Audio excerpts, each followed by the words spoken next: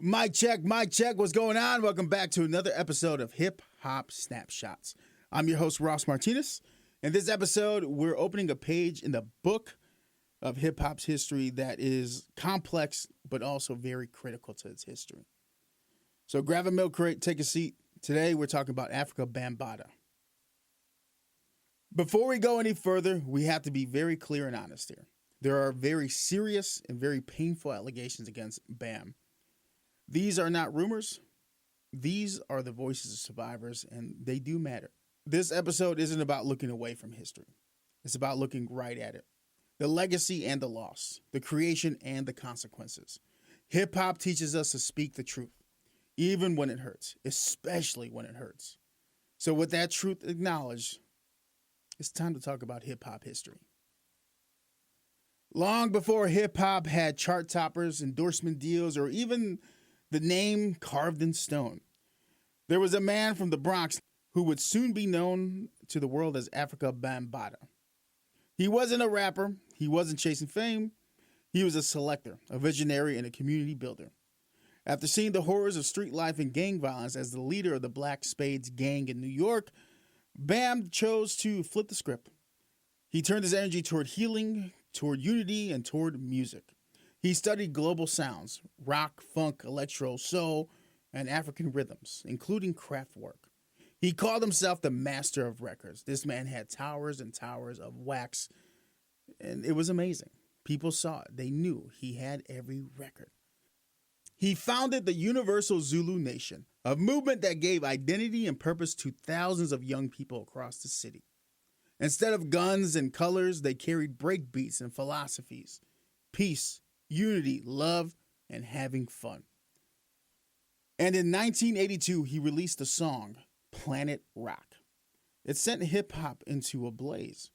Using the Roland TR-808 drum machine and blending futuristic synths with a street sound in New York, he didn't just make a hit. He built a blueprint for electro hip-hop, Miami bass, techno, and years later, you can credit him for EDM. You ever hear the song Lose Control by Missy Elliott? DNA of Planet Rock is all over that sound. You ever see a dance circle open up in Berlin, Paris, Tokyo? That's Bam's echoing influence all throughout the world. He showed the world that hip-hop was more than a local sound. It was a global language. His creative family tree is long. Soul Sonic Force, Jazzy J, Mr. Biggs, Lisa Lee, and later many who followed his international path of consciousness, people like the Jungle Brothers, Queen Latifah, and Public Enemy. And on a philosophical level, his Zulu Nation helped birth conscious hip-hop. Without Bam, there's no blueprint for movements like Stop the Violence, Self-Destruction, or Hip-Hop for Justice. But here's where we have to get very honest. The legacy is not just about what you build.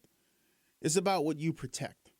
Today, many of the same people Bam inspired and brought into the Zulu Nation have distanced themselves. He was even kicked out of the Zulu Nation because harm, especially in our culture, can't be erased with accolades, no matter how great. But if there's one thing we can learn here, it's that hip-hop will always hold both truth and contradiction. The impact was real, so was the hurt. But what do we do now?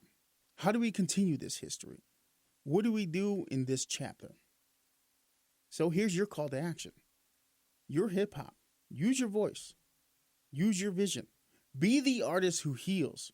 Be the creator who unites. Be the one who never forgets where this all came from. But build something better than those before you. Because hip-hop is alive.